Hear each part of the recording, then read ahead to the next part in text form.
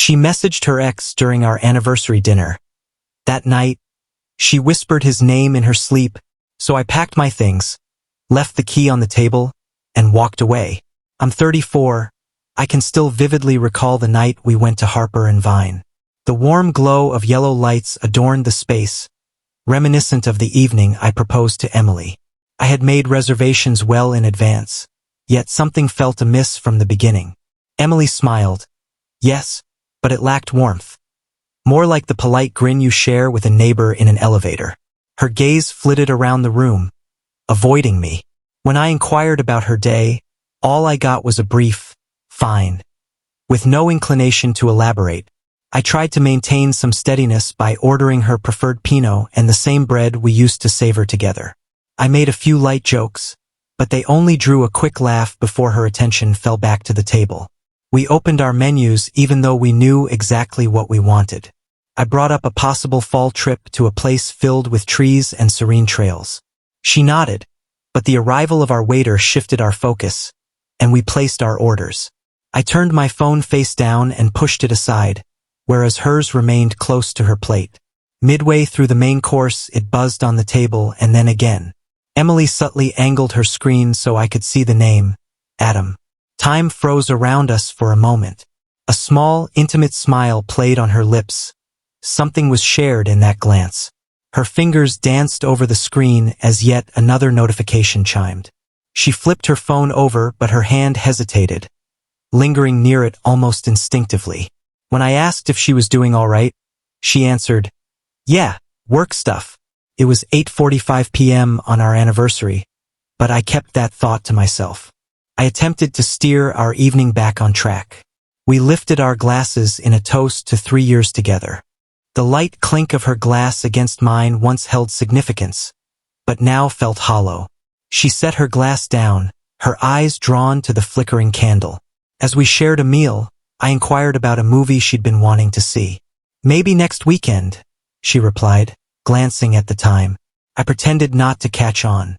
The steak had lost its warmth, and the bread was growing tough around the edges. When I spoke, my voice was foreign to me, cautious, as if I feared shattering something fragile. Another buzz from her phone. She didn't reach for it, but her eyes darted from the screen back to her plate. I took a moment to observe other couples nearby, leaning into each other with hands intertwined. Then my thoughts drifted to a picture on our hallway shelf.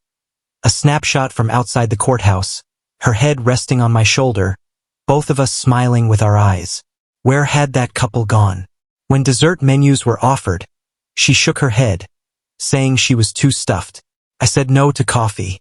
Rising, she told me she needed a minute, walking towards the restrooms at a measured pace. Her phone lay on the table, its black screen silent. I studied it longingly, opting not to touch it. I had learned enough to feel the sting of what lay beneath the surface. Upon her return, there was a brightness in her demeanor. "Sorry, just needed a moment," she said.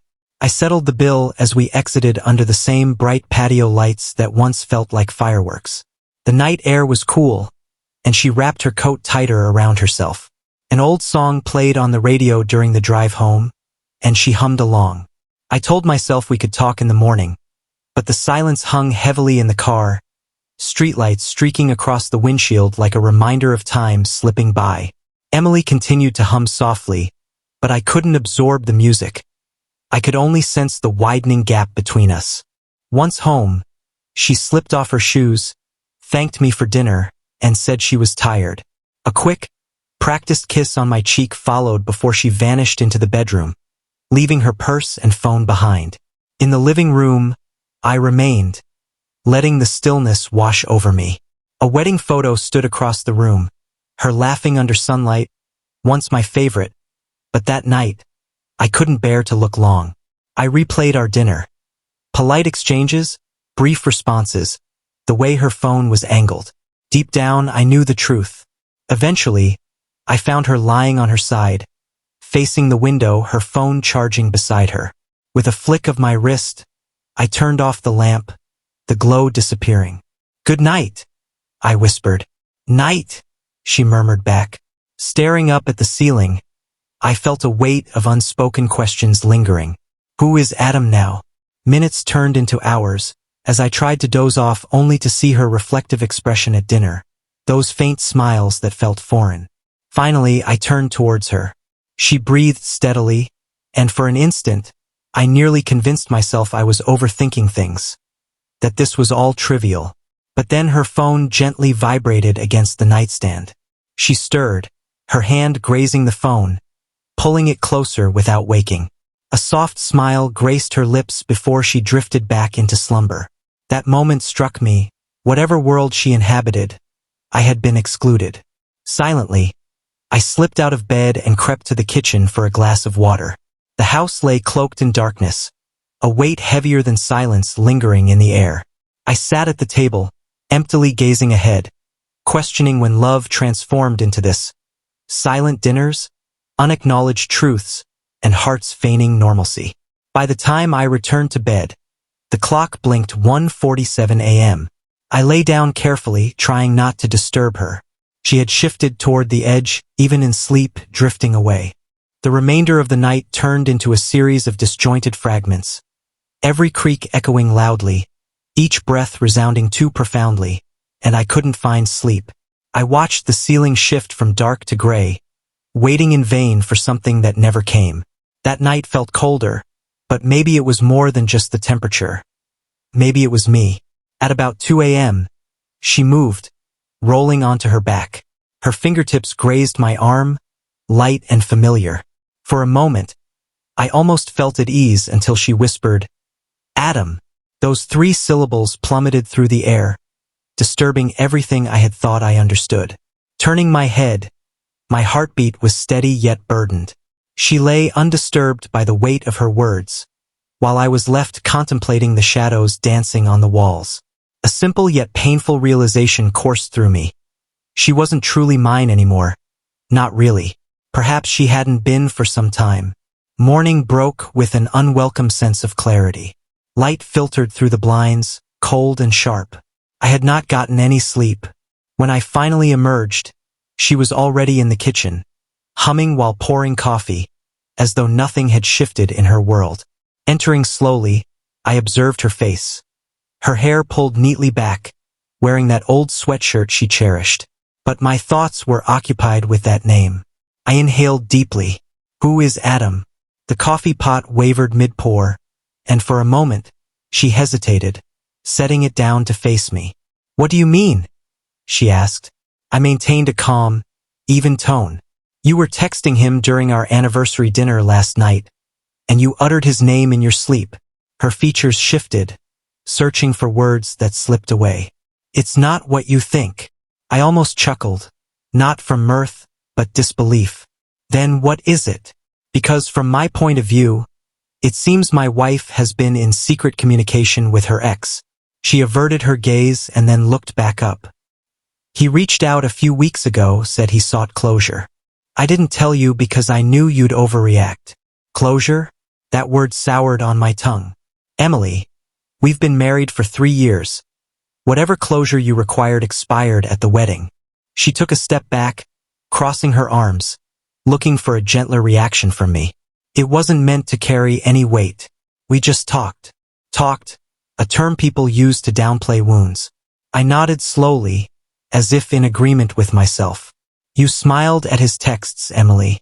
You concealed your phone. You misled me when you said it was work, and last night, his name slipped out of your lips as if it held meaning still." Her shoulders fell slightly. "I didn't intend to hurt you. I doubt you set out to cause me pain," I replied. "But I suspect part of you misses him. Maybe part of your heart slipped away before I woke up to it." The silence settled heavily, just truths lingering in the space between us. She grasped the counter for stability. I remained quiet, knowing no matter her response, it wouldn't change what I had heard in the dark. That morning marked a pivotal shift. Once the truth is whispered softly, it etches itself in your mind permanently. "Closure," I echoed softly, leaning back against the counter. "Emily, you've been married for 3 years. Anything needing closure should surely remain in the past." Her gaze softened in response. "It wasn't like that," I simply wanted to understand what led to its end. Why? I raised my hand in caution. Stop. Don't offer any reasons because they'll only deepen the wound. Tears brimmed in her eyes as she blinked hard. It meant nothing. We just spoke. I looked at her, the woman I had committed my life to. Yet, her presence illuminated the cracks we were too preoccupied to see. Talk, I countered. You showed joy over his messages, shielded your phone from sight, and spoke his name in your sleep. That isn't just talking, Emily. That's holding on to someone you ought to have released long ago. Her voice rose in protest, trembling but defiant. You're twisting this. You've been distant as well, immersed in work, often absent. No, I interjected softly yet resolutely. Don't deflect. I've been here, perhaps not always perfectly, but I've made plans and sought to keep us connected. It's you who took a step back. She sank into a chair, hands shielding her face as she whispered, I just miss how things used to feel. That lone statement conveyed everything. This wasn't just about Adam, but about the version of us she couldn't reach anymore. Instead of confiding in me, she sought that comfort elsewhere. I scanned the kitchen, the photographs, scattered notes on the fridge, the cherished mug. All tokens from a life that seemed to be fading. I can't do this any longer, I finally spoke. She regarded me with wide, red-rimmed eyes. What are you saying? I'm saying this marriage can't exist on half-truths and casual coffee breaks. It demands trust, and that foundation is shattered now. I walked toward the bedroom as she trailed behind, her voice cracking. Don't leave, please. It was an error. I never intended for it to come to this. My fingers reached into the closet, grasping a small bag to fill with essentials. Shirts and jeans, just enough to leave.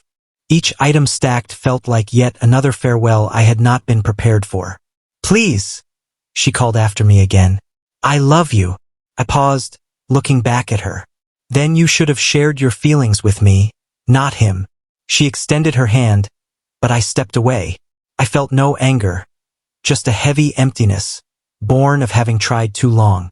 She collapsed onto the edge of the bed, quietly weeping, lamenting that she missed me, pleading not to lose it all. Yet in that moment, I felt lost. Somewhere amid those messages, the deceptive dinner, and that name lingering in the shadows. As I reached the door, she whispered, You're really leaving? I glanced back one final time. No one deserves to be a second choice. Not even me. With that, I stepped out. No slamming doors, no rushing.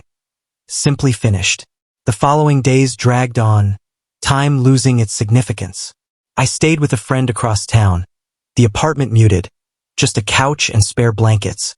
A location devoid of familiarity but bursting with honesty. Emily called once, then twice, but I chose not to respond. There was nothing left to say. Some things don't require closure. They only need distance. When friends asked what transpired, I summarized it succinctly. She texted her ex during our anniversary dinner. That felt sufficient. No one required the rest, the late-night secrets, the look in her eyes, the silence following it all. A week later, I returned to Harper and Vine. Same corner booth, same candlelight, same wine.